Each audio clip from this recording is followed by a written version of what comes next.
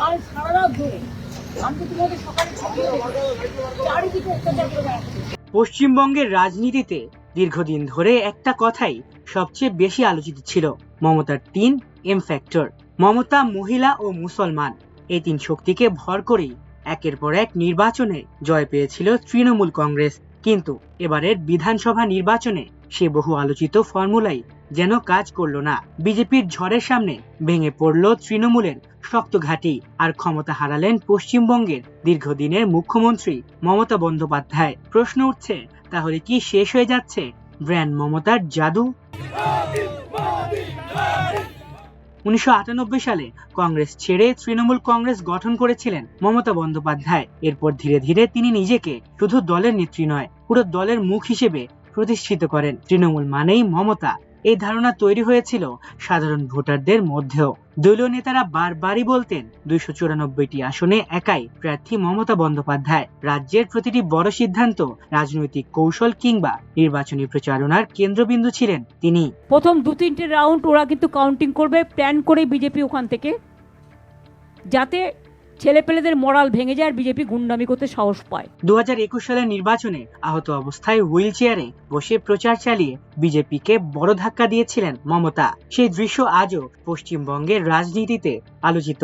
কিন্তু এবারের ভোটে দিনরাত প্রচার করেও দলকে জেতাতে পারলেন না তিনি। শুধু তাই নয়, নিজের আসনেও পরাজয়ের মুখ দেখতে হয়েছে তাকে। ফলে রাজনৈতিক মহলে এখন সবচেয়ে বড় আলোচনা, মমতা ম্যাজিক কি ফুরিয়ে গেল? কোনো সন্ত্রাস হয়নি, সব মিথ্যে কথা। এনআইএ থেকে শুরু করে একটা চকলেট বোম ফাটালেও কতবার 355টা টিম পাঠিয়েছে বাংলায়। এখন হিউম্যান রাইটস কোথায়? শিডিউল ট্রাইব কমিশন কোথায়? তৃণমূলের দ্বিতীয় ভরসা ছিল নারী ভোট ব্যাংক। পশ্চিমবঙ্গের লাখো নারী ভোটারের কাছে মমতা ছিলেন এক আবেগের নাম। নারী মুখ্যমন্ত্রী হিসেবে তার জনপ্রিয়তা শুধু রাজ্যে নয়, পুরো ভারত জুড়েই আলোচিত ছিল।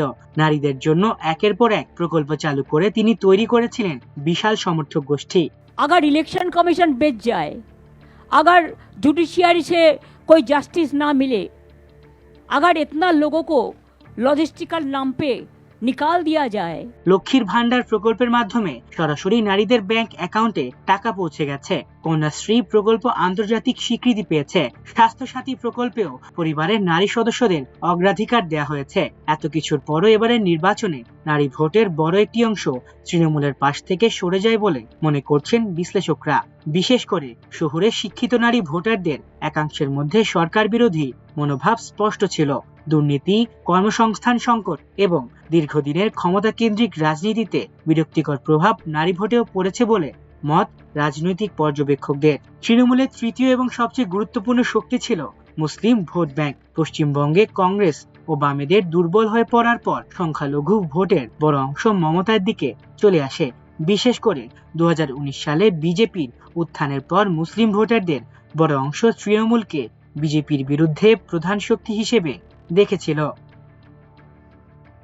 2021 সালের নির্বাচনে মুসলিম অধ্যুষিত 146টি আসনের মধ্যে 131টিতেই জয় পেয়েছিল তৃণমূল। বিজেপি পেয়েছিল মাত্র 14টি আসন। কিন্তু এবারের ফলাফলে সেই চিত্র নাটকীয়ভাবে বদলে গেছে। তৃণমূলের আসন নেমে এসেছে 73-এ, আর বিজেপি উঠে গেছে 66 আসনে। অর্থাৎ সংখ্যালঘু ভোট আর আগের মতো এককভাবে মমতার পাশে থাকেনি। মালদা, মুর্শিদাবাদ, উত্তর দিনাজপুরের মতো মুসলিম অধ্যুষিত জেলাগুলোতে তৃণমূলের ধাক্কা সবচেয়ে বেশি চোখে পড়েছে।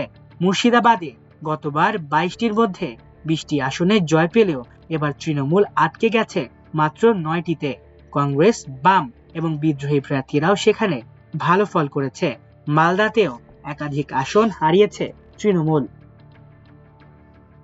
বিশ্লেষকদের মতে মুসলিম ভোটের একটি অংশ এবার বিভক্ত হয়ে যাওয়াই তৃণমূলের সবচেয়ে বড় ক্ষতির কারণ। এনআরসি কিংবা নাগরিকত্ব ইস্যু আগের মতো ভোটারদের একত্র করতে পারেনি।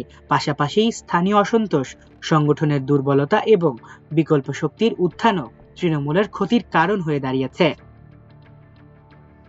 সব মিলিয়ে যে 3 এম ফ্যাক্টর এতদিন মমতা বন্দ্যোপাধ্যায়কে পশ্চিমবঙ্গের রাজনীতিতে অপ্রতিরোধ করে তুলেছিল, সেই 3 শক্তির ভীতি এবারে নির্বাচনে কেঁপে উঠেছে। আর তাতেই বদলে গেছে পশ্চিমবঙ্গের রাজনৈতিক সমীকরণ। বিজেপির উত্থানের বিপরীতে এখন সবচেয়ে বড় প্রশ্ন, মমতা কি আবারও ঘুরে দাঁড়াতে পারবেন, নাকি সত্যি শেষ হতে চলেছে তার রাজনৈতিক ম্যাজিক। মামাটি মানুষকে ধন্যবাদ জানাই, জিন্দাবাদ জানাই, যারা আমাদের ভোট দিয়েছেন, কিন্তু এদের অত্যাচারের জন্য আপনাদের ভোটটা হয়তো অনেক জায়গায় আমরা রক্ষা করতে পারিনি। তার জন্য আমরা ক্ষমা প্রার্থী। ক্ষমা যাদের চাওয়া উচিত তারা তো ক্ষমা চাইবে না, আমরা তার জন্য ক্ষমা চাইছি। আলিফ চৌধুরী, আমার দেশ।